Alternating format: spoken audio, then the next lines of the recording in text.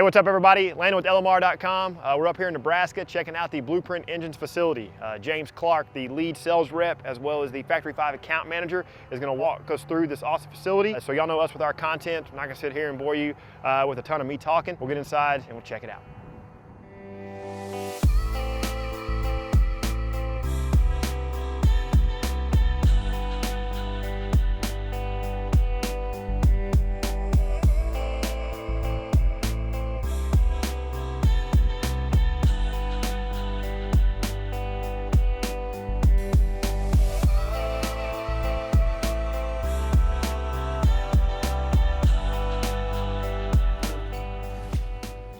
One of our prouder areas is our engineering and design process.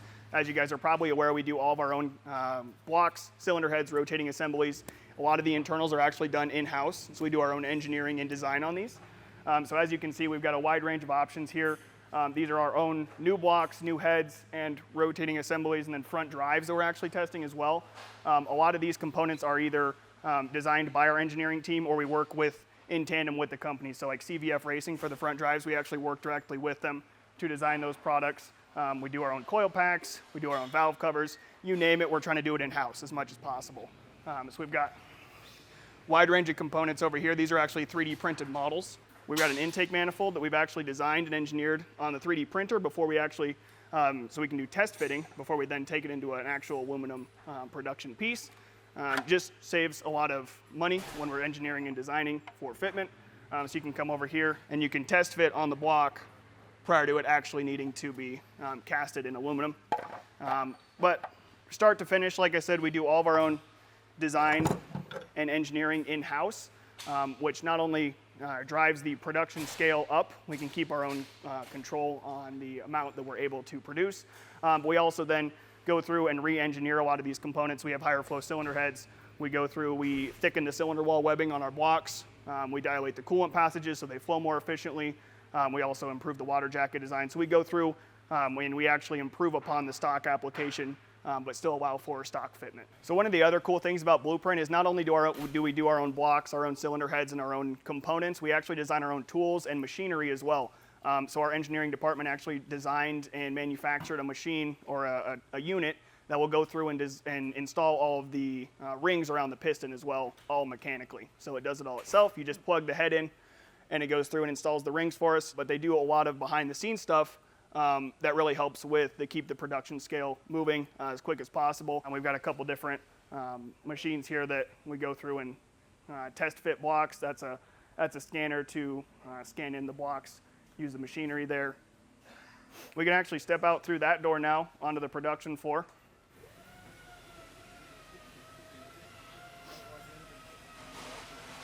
So this is our main production floor. Like I said, we're going to kind of follow in a loop around the building. It's going to follow the life cycle of the engine. Just be wary, there are stuff that's going to stick out into the walkway, so watch your feet. We've got a pretty wide range of engines that are going to be on the production scene as we follow through, so anything you see that you don't understand or any questions, let me know. We're actually, right before that though, we're going to stop into research and development. This is the last stage of the three rooms we've just seen. This is where we actually have testing and functional prototypes. So when we design and engineer a block or a new engine, we obviously put it through the CAD stages, we engineer it, we design it, and then once we have a fully functioning prototype, we're going to take it in here. We've actually got 3 separate dyno cells specifically for engineering. I call them the blow-up dynos, because it's where if we're going to blow up an engine, it's going to be in here, right, when we're testing it. So we take it to its absolute reigns, we're going to put it through the ropes and make sure that it's going to hold up, and if it has any weak points, we're going to find them and fix them. So if it's, oh, we've got a faulty thermostat, we're going to find a new product and use that instead. So I'll take you in here and give you a little bit more of an in-depth look. So like I said, this is my research and development stage. So we've got a lot of our newer products here. These are fully functioning, either prototypes or new production engines. We've got if you see, we've got a multi-port fuel injection 632 big block over there. We've got a new Hemi application that we're still working on. And then we've got a couple other options over there, but anything that's new or has not been released yet is going to be here, so we're going to do our testing. Now over here, these are the 3 dyno cells I was referring to.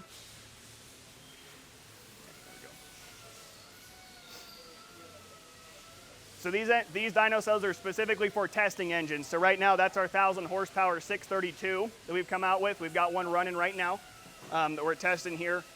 So anything new or that we're still working on is going to be tested here before it ever hits production. And you can see it is a full-scale dyno cell where we do full testing and procedures on it. So we actually broke one of these dynos with one of our supercharged LSs that we were testing. We were pushing 1,200 horsepower out of it, and we broke one of the dynos because the output shaft couldn't handle it. So, yep. And it's just, we have 4 more of these across the building. We'll see later. That's where we actually test the engines that are getting sold. We have 7 total, including these. Good stuff, man. That's cool. Oh, yeah. I guess you can do all that blindfolded now, huh? By now? I could do it by feel. I could do it by feel. That's Probably cool. done probably a couple thousand engines. Oh, wow. That's awesome. Well, cool. But I've been here 18 years too. So. Oh, wow. Congrats, man. That's all. That's good stuff. Long time.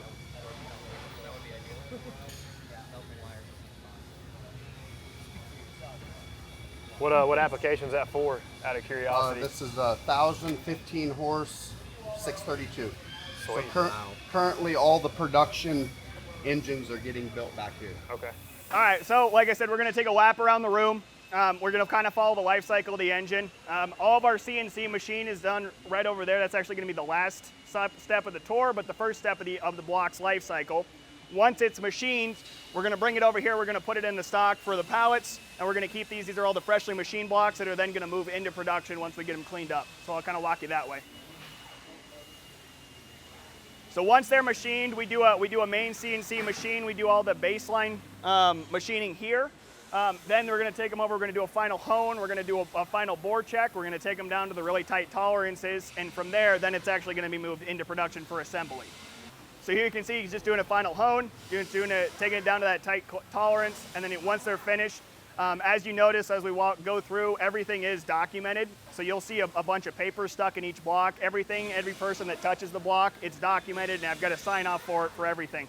So if you gave me a serial number for any engine I've ever sold, I can pull up 12 documents saying exactly what happened to it here, who touched it, what happened, everything. So again, just accountability, trying to make sure everything is on paper as well. So here you can see this is just the final bore.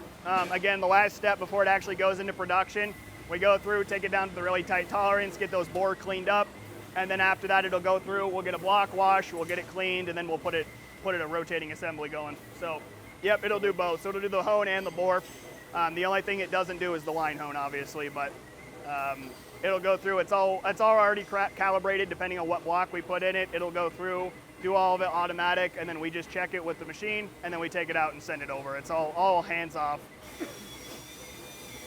We're really trying to work towards an automated system as much as possible. Obviously, you're never going to have a fully automated application, but you'll see throughout the tour we've got a fair amount of it machined that we try and keep the flow going as quick as possible.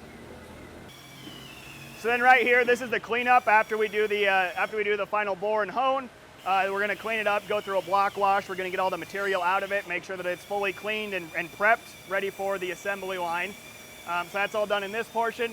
We also have a couple paint booths over there. We do some orange blocks and things like that, so we'll have them painted over there. We do that all in-house as well. And again, just all staging and prep for the assembly. It's really kind of a step-by-step process. You'll see it just goes in a true manufacturing style where it's a production line. And there you can see he's driving in freeze plugs, obviously.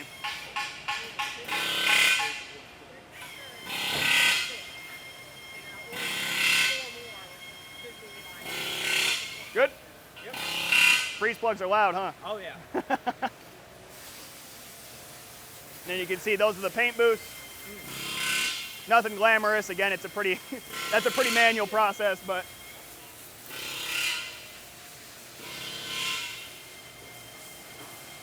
Then here's the actual production line where we actually start assembly. We've got a fair amount of stage blocks over there. Those are all already ready to go from staging.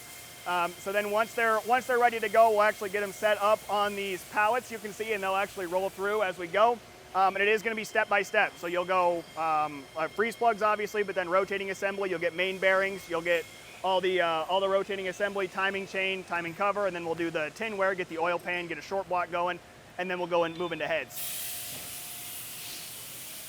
So So then as we move through, again, it's just a production manufacturing line here. So it is just going to go step by step. We've got timing chain, and then we're going to go ahead and get the pistons installed with the rings, and then we'll get tinware and the oil pan installed as well.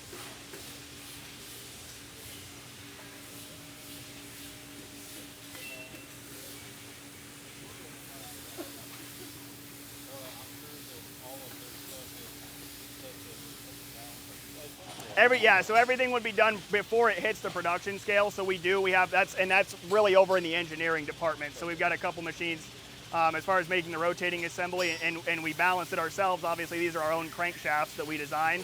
But then we have preset balances for the external or internal for the flex plate flywheel. And then we just have those installed after we get it short block. But yes, it is all balanced. And so moving down, again, tinware, we're just working towards a short block. So we've got the timing covered now, getting the oil pan installed. Once we get it to a complete short block, then it's going to come over here and get the cylinder heads installed. You can see him cooking the rods over there.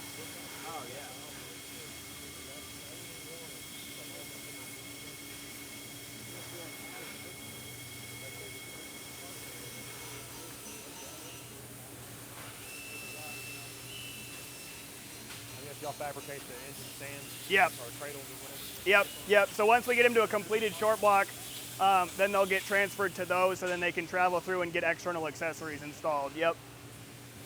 And you'll kind of see that here once we pass the head section. These are all custom fabricated just for the line here, because you'll actually see once we get them to a short block, we'll transfer them from these little plates to that, and then we'll lay them down. So he'll actually do that right here, and then that's where we'll then get the heads installed by those robots over there.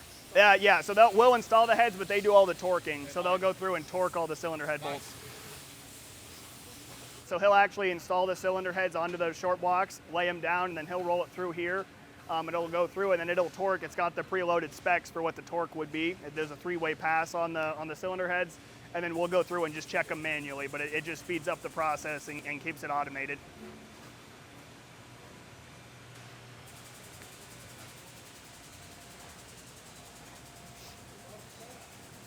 Then over here, this section, this is what I call head row. So this is our cylinder head section. So we do all of our own machining and assembly of our cylinder heads in-house. So we do all the lathe work as well as the valve train install and assembly. So he's going through getting all the parts set up and prepped there. And then around the corner, you can see the lathes that we'll machine with. This is how they arrive from the foundry. So they'll come in these boxes, and then we'll take them out, do all the lathe work ourselves. We'll machine them, and then we'll clean them up and do the valve install as well. So it's all done here. They come as just empty cores, basically. And then you can see he's done the measurements to make sure that it's within spec. He's gone through and he's done all of the machine work, and so then we'll clean it up and then we'll install the valve train after this.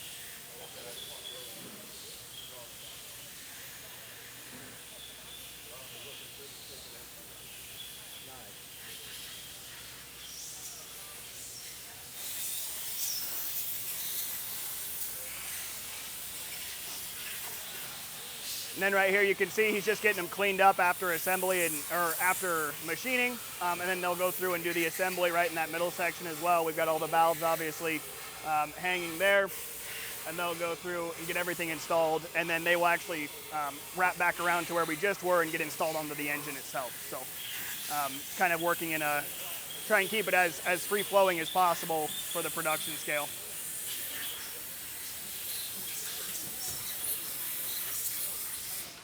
Once the cylinder heads are then installed, they're going to kind of snake through the middle here. This is our final assembly, or our add-on section. So we've got our completed long blocks here, which will then get all the external accessories, valve covers, air cleaner, if you're breathers, if you're doing intake, carburetor, any of those external accessories, depending on how complete the engine is being purchased, will then be installed over here. We can take a step in if you'd like.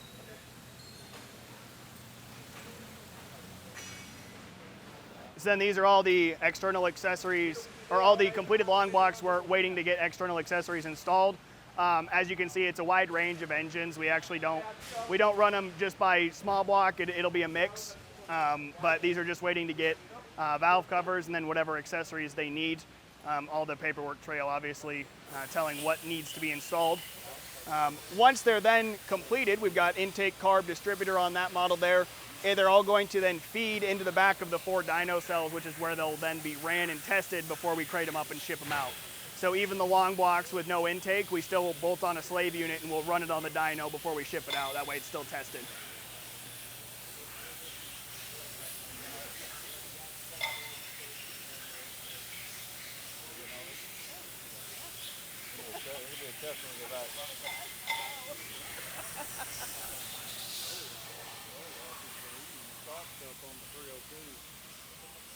Now, as you can see, these are all staged engines, so these ones are just, once they're assembled, they're actually just waiting to go into the dyno itself. Like I said, they feed into the back of the 4 dyno cells. We've got a gate that opens up. They run them through, test them, and then we'll run them out the other end and then get them cleaned up and crated. You'll see that here in just a second. But again, it's all about efficiency. We're trying to keep the process and flow of the production moving. We try and make it as efficient as possible. Now, we actually skipped a step, so this is actually after post-dyno. This is our final assembly here. So once they're ran on the dyno, that's when we go through and install some of the extra accessories like the front drive and the transmission, if that's applicable. We actually don't run it with the dyno with those installed. But as you can see here, these are all engines that are getting staged for that final assembly. Once they've got their accessories installed, just like that Hemi right there, then they're going to go through, get crated up, and then they'll move out into the warehouse where they'll get shipped from there.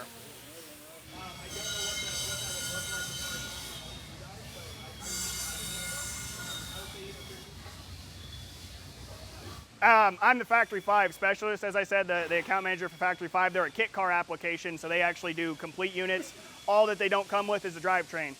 So what we offer with those then is complete drop-in packages. So it'll come with the clutch, throwout bearing, transmission, bell housing, everything installed, just like you see it here. And then the customer can drop it into their application, ready to go.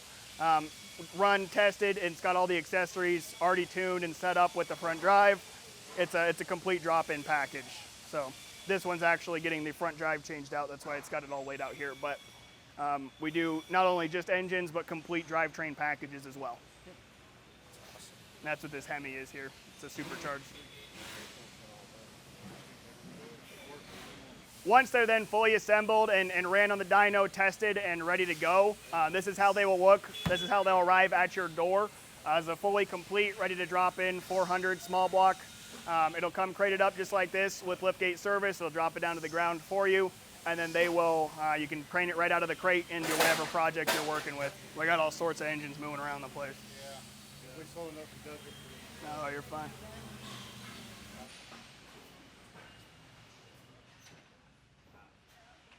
This is our warehouse. This is where we store all of our engines before they ship out. We've got them all crated up all the way to the ceiling, and then it goes back a pretty wide range. We've got engines everywhere.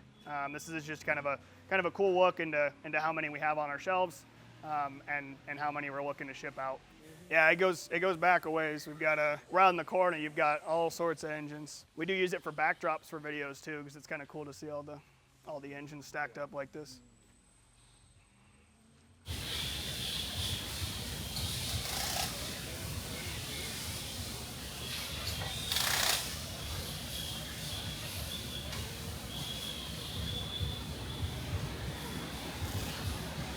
So then right here, this is our dyno cells. Obviously, we've got 4 full station dyno cells that we run our production engines through. So every engine that is sold to a customer that leaves the door is ran on one of these 4 dynos. We'll test them, we'll set them up, we'll break them in. We do run them with the carb, EFI, whichever it comes with, and then the distributor that it's installed with. So they're actually set up and timed and tuned for you. And everything is done here. We do a full power pass, so the customer will get a dyno sheet with their engine saying exactly what it made, whether it was they advertised or higher. And then once we do the power run, we get about 1,300 different parameters on the engine for testing. So the customer has that kind of peace of mind that the engine is already tested, set up. We already know that it's good to go out of the box. So, yep. So as you can see here, these are I call them the slave units, but we've got a set of intakes and carbs that we will actually run them with. So even the long blocks are still timed and tuned before we ship them. And then you just install whatever intake carb or EFI that you're gonna go with after that. So here we've got an LS running, perfect timing. So he'll go through, he'll get it timed, he'll get it tuned, and then he'll go through a full power pass as well. So if we wanna hang out here, we can get some good view of that. So y'all run on multiple times for multiple different reasons? Yep. The last full is the power pass? Exactly. So we'll run them up. It'll be 3,000, 5,000, and then 6,300. So we'll do 3 power passes. 6200 is the full pass, which is what your readout will be. That'll show you the full output of it. So yep, so those ones are actually already ran. So they'll come in the back there, and so those ones are staged, ready to run. And then they come out this way once they're already ran. He'll get them cleaned up, take all the fluids out, and then we'll go through, cool them down in front of these fans, and then they'll get crated up over here. Yep, exactly, and then he'll roll them, and then he rolls them back and out the other way. So it flows through pretty consistently. Yep, so we average about anywhere from 80 to 100 engines out the door a day, so anywhere from 20 to 25 engines is ran on a dyno cell per day. Yep. Am I cool to jump over there? Cool.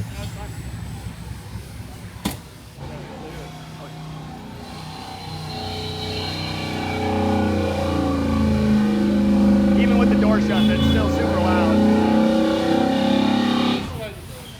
Yeah, for straight 3-inch collector headers, it's straight off the, it tones it down a little bit, but still can hear it through the pipes. Cool thing is these are open air dyno cells too, so it's actual atmospheric pressure that they're testing on, which helps with the actual tunes. So he'll go 3, 5, yep, and then he'll do a full power run, get it warmed up. I always say this is kind of the coolest job in the building because all you do is rev up engines all day.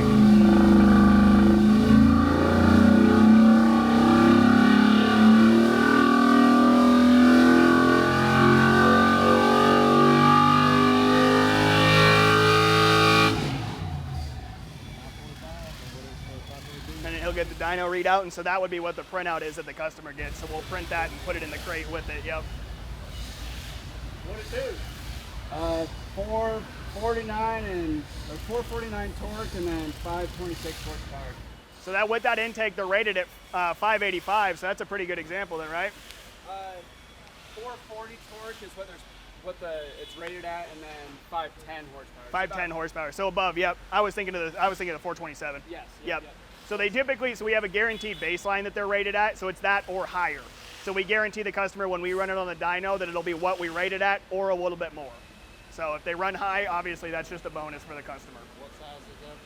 So that's a 6.2 with the low profile intake manifold. They rated at 510 horsepower. With the GM intake, it's 530. So this one made 526. It's just they don't quite hit the 530, so we drop it to 510. That way we're guaranteed to hit it every time.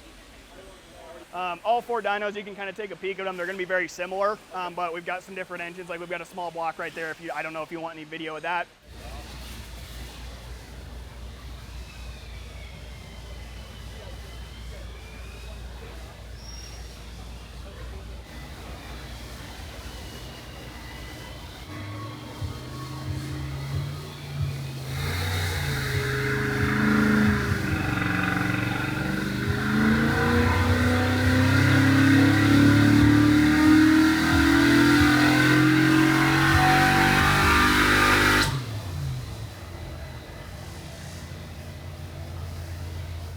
Out was 356.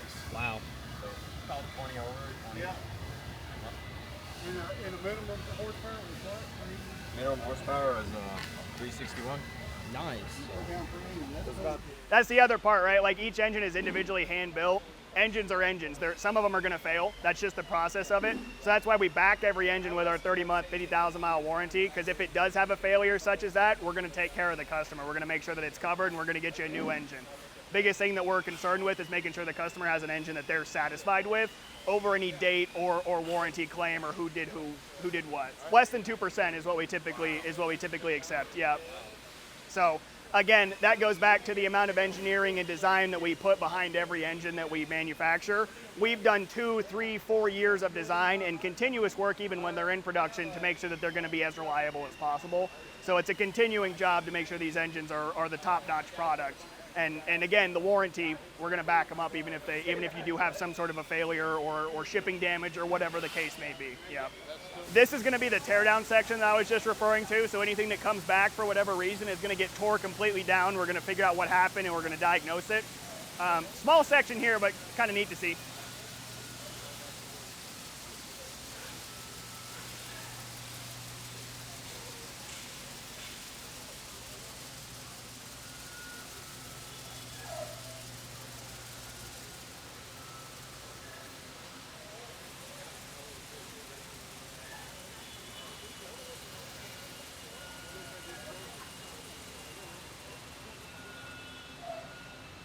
So then right here, this is going to be our CNC machining.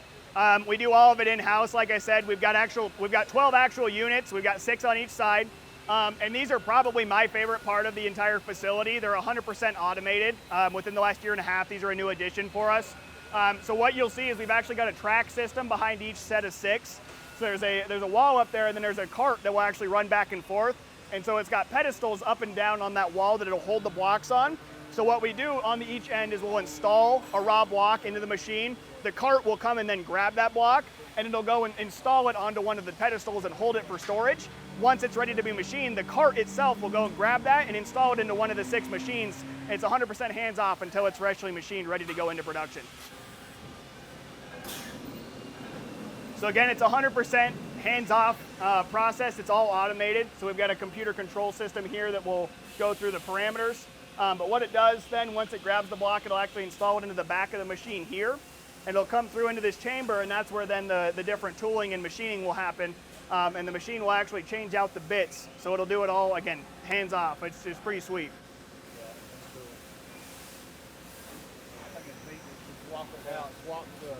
Open so the fast. little door, Oh yeah, grab it's instant. the next tool and That's insane. Yeah. And here's some of that tooling as well.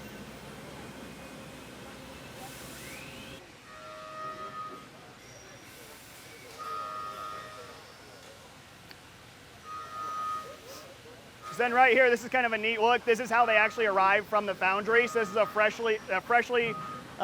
block from the foundry. There's no machine work done to it at all. It's 100% raw casting.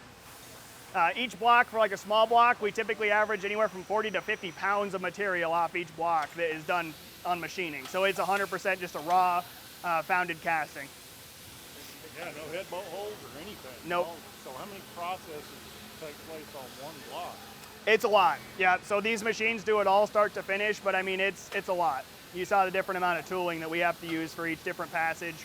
The head bolts, obviously the bore, coolant passages, water jackets, everything is done here. So.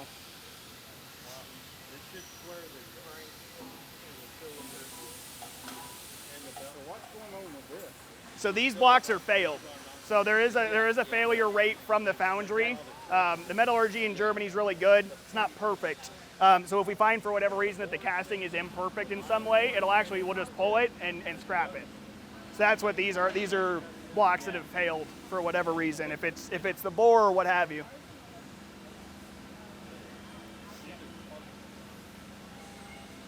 And the machine's got all sorts of automatic detection processes in there that it'll realize that something is wrong with the block, and it'll stop and it'll send an error message, and we'll go through and figure out if it needs to be pulled or not. So if you saw, we've got those big green bins of all the different material. We'll actually take that to a recycling facility, and they will then repurpose it so that it's not wasted. Smart. Yep. Get turned into silverware or something, I don't know.